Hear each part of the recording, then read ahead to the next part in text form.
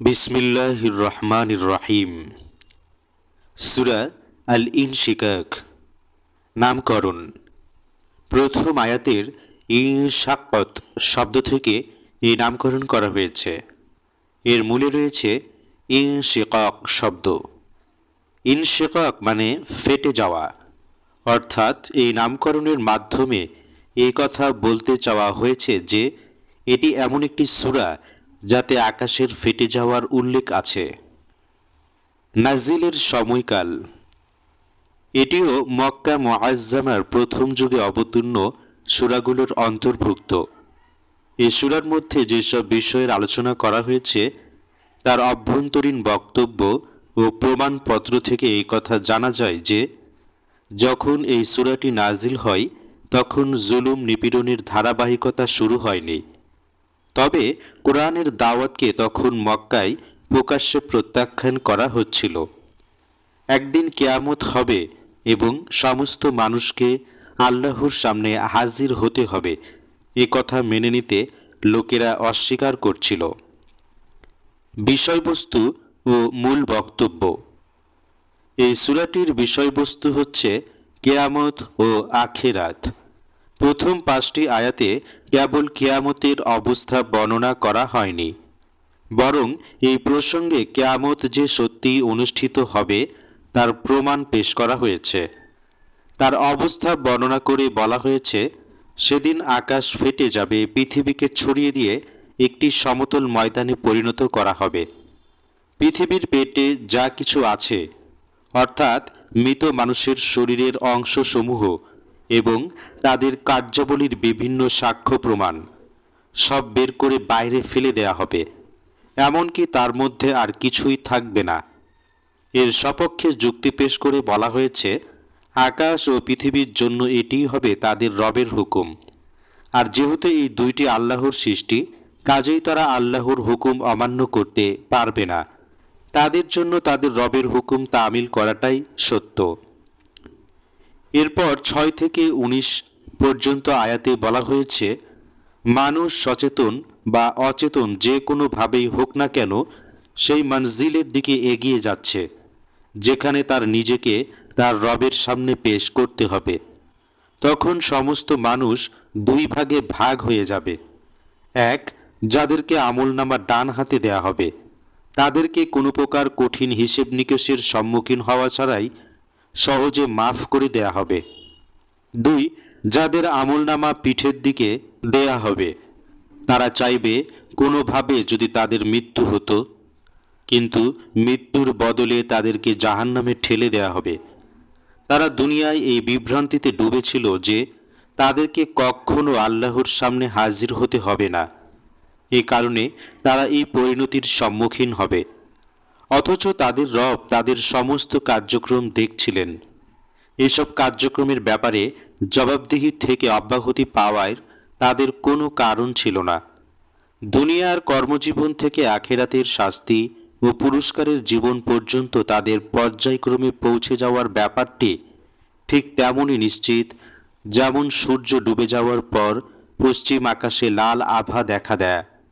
দিনের পরে রাতের আসা, সে সময় মানুষ ও সকল প্রাণীর নিজ নিজ ডেরায় ফিরে আসা এবং একাদশীর একফালি চাঁদের ধীরে ধীরে চতুর্দশীর পূর্ণ চন্দ্রে পরিণত হওয়ার ব্যাপারটি নিশ্চিত।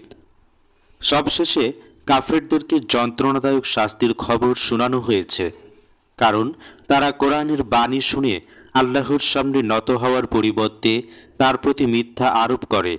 এই প্রসঙ্গে যারা ঈমান এনে নেক আমল করে তাদেরকে অগণিত পুরস্কার ও উত্তম প্রতিদানের সুখবর শোনানো হয়েছে।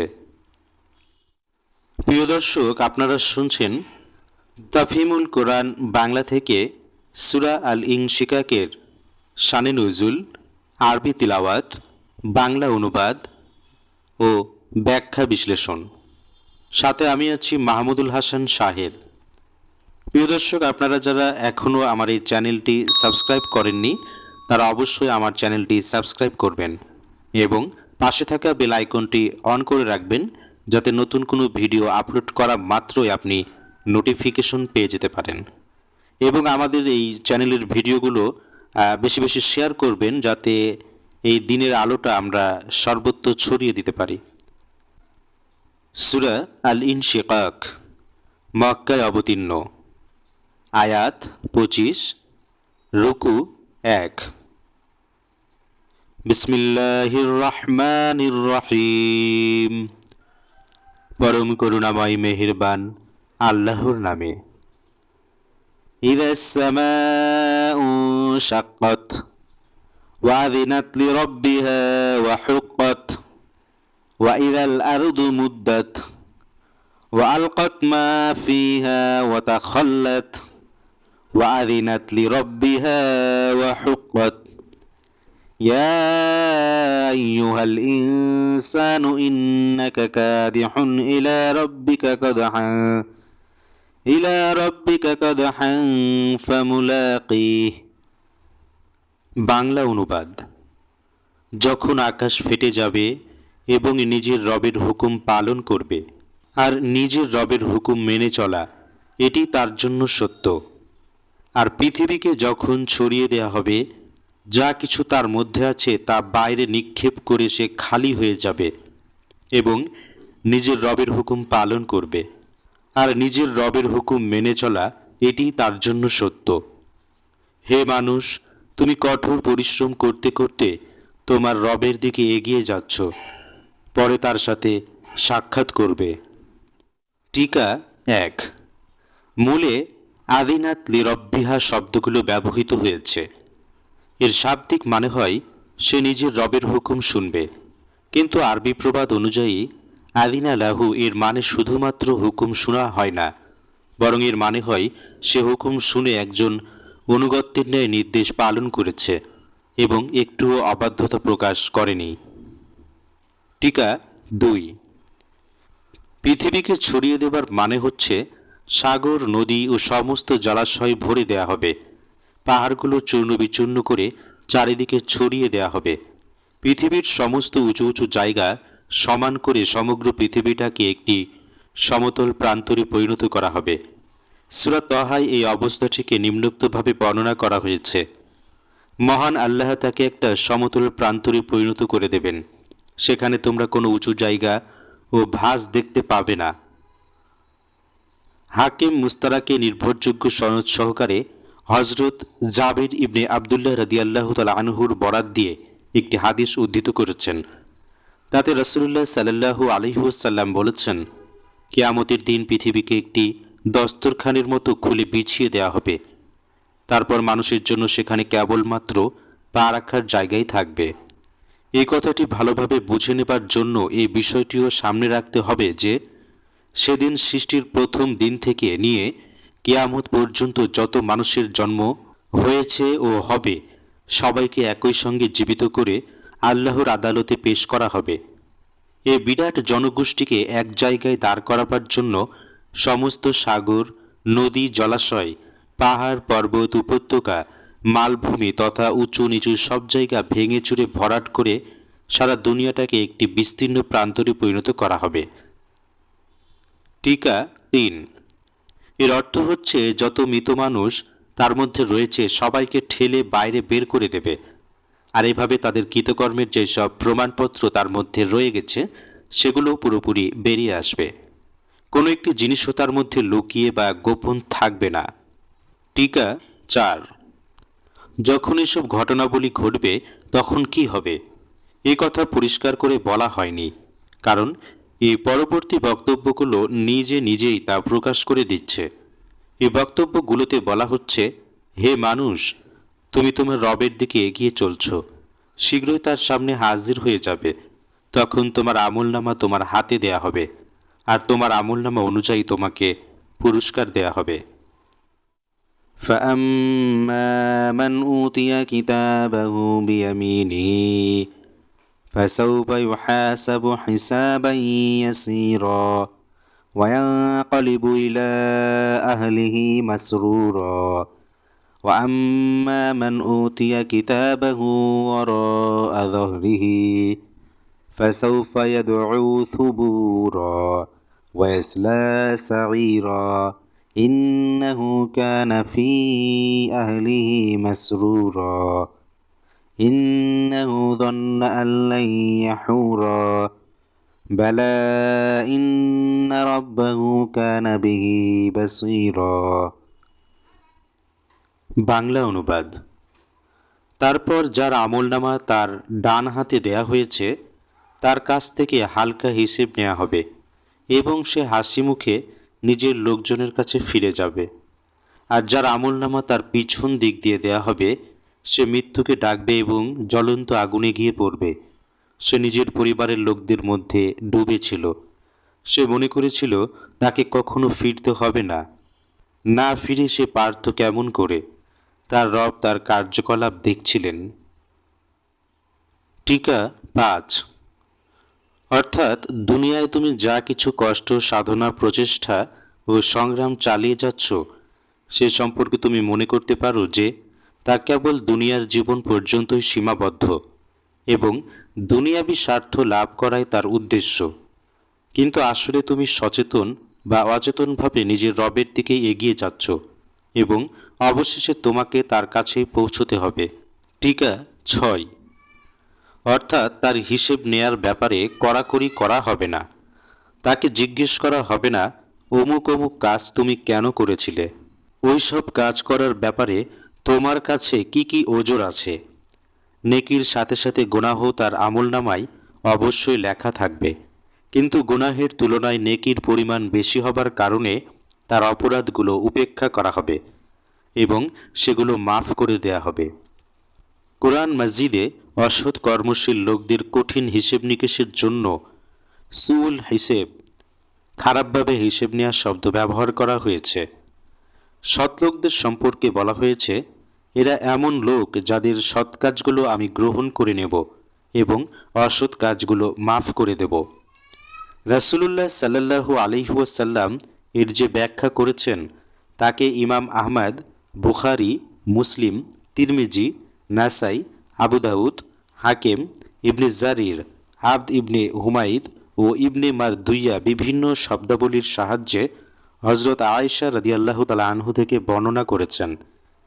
এক বর্ণনা মতে নবী সাল্লাল্লাহু আলাইহি ওয়াসাল্লাম বলেছেন, যার থেকে হিসেব নেওয়া হবে সে মারা পড়েছে।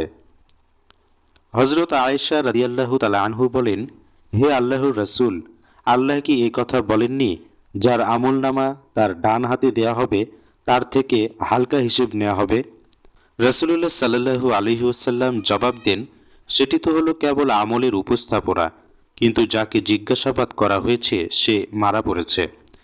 আর একটি রিওয়ায়াতে হজরত আয়েশা রাদিয়াল্লাহু তাআলা আনহু বলেন, আমি একবার নামাজে নবী সাল্লাল্লাহু আলাইহি ওয়াসাল্লামকে নিম্নোক্ত দোয়া পড়তে শুনি, হে আল্লাহ, আমার থেকে হালকা হিসেব নাও। তিনি সালাম ফেরার পর আমি তাকে এর অর্থ জিজ্ঞেস করি। তিনি বলেন, হালকা হিসেব মানে বান্দার আমলনামা দেখা হবে এবং উপেক্ষা করা হবে। হে আয়েশা, সেদিন যার কাছ থেকে হিসেব নেওয়া হয়েছে সে মারা পড়েছে। টিকা ৭। নিজের লোকজন বলতে পরিবার পরিজন, আত্মীয় স্বজন ও সাথী সহযোগীদের কথা বোঝানো হয়েছে। তাদেরকেও একইভাবে মাফ করে দেয়া হয়ে থাকবে। টিকা ৮। সূরা আল হাক্কায় বলা হয়েছে যার আমলনামা তার বাম হাতে দেয়া হবে, আর এখানে বলা হয়েছে তার পেছন দিক থেকে দেয়া হবে। সম্ভবত এটা এভাবে হবে, সংশ্লিষ্ট ব্যক্তি ডান হাতে আমলনামা পাবার ব্যাপারে প্রথম থেকে নিরাশ হয়ে থাকবে, কারণ নিজের কার্যক্রম তার ভালোভাবেই জানা থাকবে। ফলে সে নিশ্চিতভাবে মনে করবে যে তাকে বাম হাতে আমলনামা দেয়া হবে। তবে সমস্ত মানুষের সামনে আমলনামা বাম হাতে নিতে সে লজ্জা অনুভব করবে, তাই সে নিজের হাত পেছনের দিকে রাখবে। কিন্তু এই চালাকি করে সে নিজের কৃতকর্মের ফল নিজের হাতে তুলে নেবার হাত থেকে বাঁচতে পারবে না। সে হাত সামনের দিকে রাখুক বা পেছনের দিকে, অবশ্যই তার আমলনামা তার হাতে ধরিয়ে দেয়া হবে। টিকা ৯। অর্থাৎ তার অবস্থা ছিল আল্লাহর সৎ বান্দাদের থেকে আলাদা।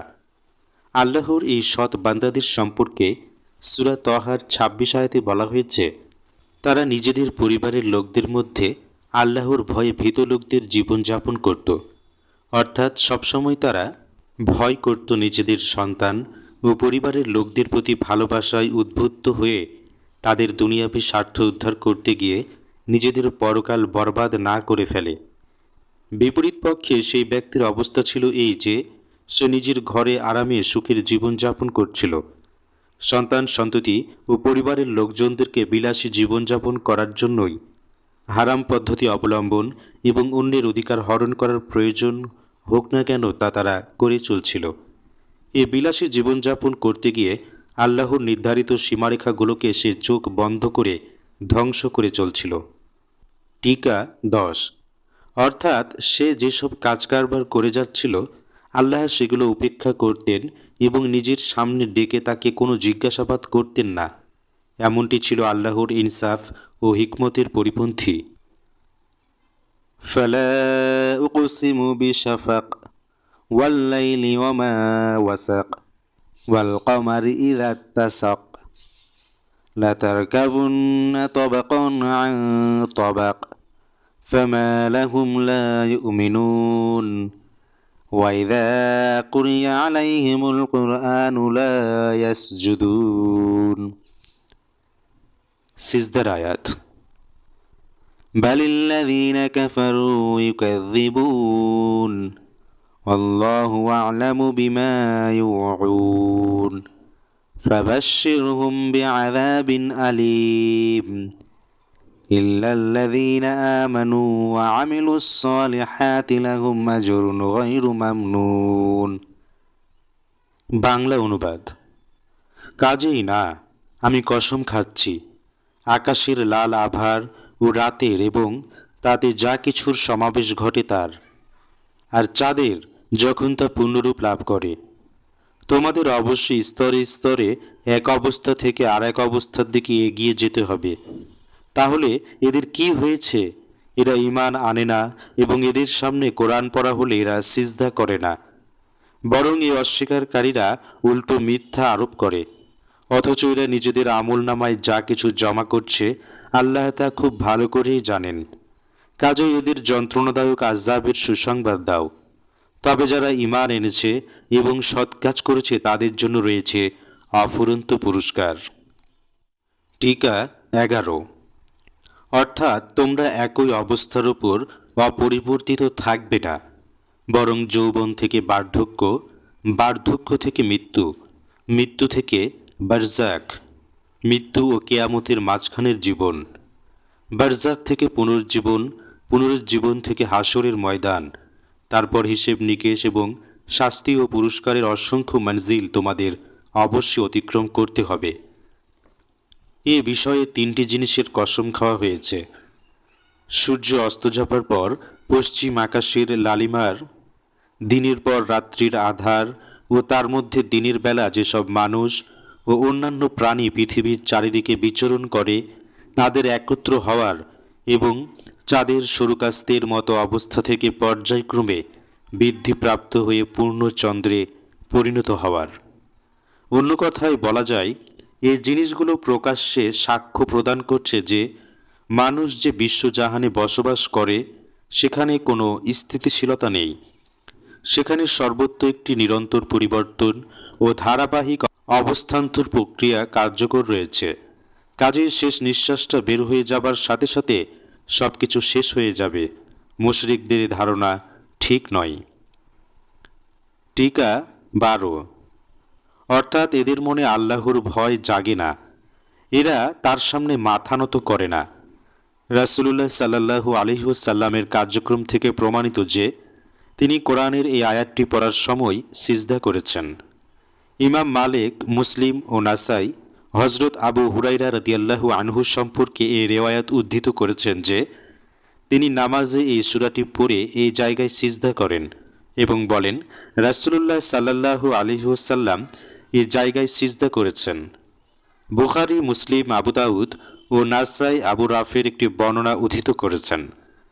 তাতে তিনি বলেছেন, হযরত আবু হুরায়রা রাদিয়াল্লাহু তাআলা আনহু ঈশার নামাজে এই সূরাটি পড়েন এবং সিজদা করেন। আমি এর কারণ জিজ্ঞেস করলে তিনি বলেন, আমি আবুল কাসেম সাল্লাল্লাহু আলাইহি ওয়াসাল্লামের পেছনে নামাজ পড়ি এবং তিনি এখানে সিজদা করেন, তাই আমি আমৃত্যু এখানে সিজদা করে যেতে থাকব। মুসলিম, আবু দাউদ, তিরমিজি, নাসাই ইবনে মাজা এবং আরও অনেক অন্যান্য একটি রেওয়ায়াত উদ্ধৃত করেছেন। তাতে হজরত আবু হুরাইরা রাদিয়াল্লাহু তাআলা আনহু বলেছেন, আমরা রাসূলুল্লাহ সাল্লাল্লাহু আলাইহি ওয়াসাল্লামের পেছনে এই সূরায় এবং ইকরা বিসমি রাব্বিকাল্লাযী খলাক সূরায় সিজদা করেছি। টিকা ১৩।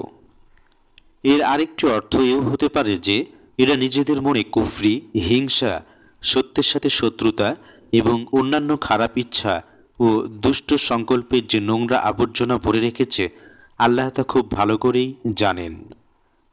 সাদাকাল্লাহুল আযীম। সম্মানিত দর্শক, আপনারা শুনলেন সূরা ইনশিকাক, শানে নুজুল, আরবি তেলাওয়াত, বাংলা অনুবাদ এবং ব্যাখ্যা বিশ্লেষণ সহ। তো আমি আশা করছি ভিডিওটি আপনাদের ভালো লেগেছে এবং সূরা ইনশিকাক সম্পর্কে অনেক কিছু জানতে পেরেছেন যেটা হয়তো বা আগে জানা ছিল না। তো এই সূরার ২১ নম্বর আয়াতে একটি সিজদার আয়াত পড়া হয়েছে। এই আয়াতটি শুনলে সিজদা দেওয়া ওয়াজিব হয়ে যায়, তো আপনারা সবাই সিজদাটা দিয়ে দিবেন। আর আমাদের আজকের এই যে ভিডিওটি আমরা করলাম, আমাদের এটার উদ্দেশ্য আমরা যেন অনলাইন প্ল্যাটফর্মটা ব্যবহার করে এই কোরআনের আলোটা আমরা সর্বত্র ছড়িয়ে দিতে পারি। আমাদের সমাজে অনেক মানুষ রয়েছে যারা হয়তো বা কোরআন পড়তে পারে না, তাদের একটা অনেক আফসোস। তো এই ভিডিওগুলোর মাধ্যমে তারাও কিন্তু এখন সেই কোরআনের যে নির্যাস সেটি কিন্তু নিতে পারবে। তো আমাদের এই চ্যানেলটি এখনও অনেক ছোট এবং সর্বত্র ছড়িয়ে পড়তে পারেনি। তো আপনারা যারা আমাদের এই ভিডিওগুলো দেখেন তাদের কাছে আমার একটু অনুরোধ যে আপনারা আমার চ্যানেলটি সাবস্ক্রাইব করবেন এবং আপনাদের প্রিয়জনদের কাছে এই ভিডিওগুলো শেয়ার করবেন, যার যে তারাও এই কোরআনের নির্যাসটা নিতে পারে। অনেকে আছে যে হয়তো বা এখন পর্যন্ত জানেই না যে এরকম কোরআনের ব্যাখ্যা বিশ্লেষণ সহ ভিডিও বের হচ্ছে, যেহেতু এর আগে এরকম কোনো ভিডিও ছিল না, আমরাই প্রথম তাফহিমুল কোরআনের এরকম ভিডিও বের করছি। তো সেক্ষেত্রে আপনাদেরও এটি দায়িত্ব যে আপনারা ভিডিওগুলো শেয়ার করবেন। আর আমাদের এই ভিডিওগুলোর আপনারা কমেন্ট করবেন। আপনারা যখন কোনো কিছু কমেন্ট করেন তো সেটা কিন্তু আমাদেরকে মানে নতুনভাবে কাজ করার জন্য একটা অনুপ্রেরণা যোগায়। তো এটাও করবেন, তাহলে আমাদের কাছে খুব ভালো লাগবে। তো আজকে এখানেই বিদায় নিচ্ছি। ততদিন সকলে ভালো থাকবেন, সুস্থ থাকবেন এবং তাফহিমুল কোরআন বাংলা চ্যানেলের সঙ্গেই থাকবেন। আসসালামু আলাইকুম ওয়া রাহমাতুল্লাহি ওয়া বারাকাতুহু।